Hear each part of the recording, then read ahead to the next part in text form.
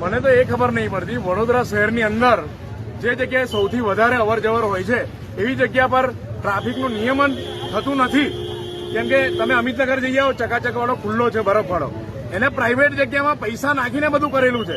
તો એ જગ્યાએ આ દબાણવાળા નહીં જાય, કેમ કે રોડ પર ગાડીઓ હશે, રોડ પર એને વાહનો હશે, ત્યાં ટ્રાફિક બહુ જ સમસ્યા છે.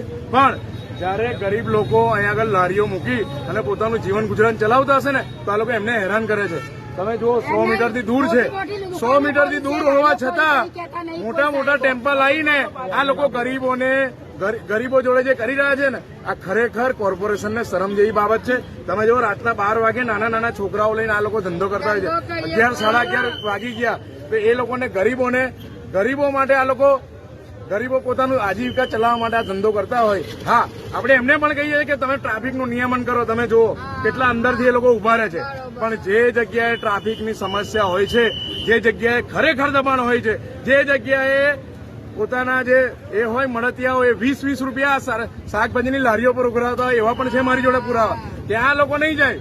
પણ જયારે ગરીબ પોતાની આજીવિકા એક ટર્મનું ખાવા કરવા માટે જયારે પોતાની લારી ખોલશે ને, તો મોટી મોટી દુકાનોને ફાયદો કરાવવા માટે આ લોકો લારીઓ બંધ કરાવે છે.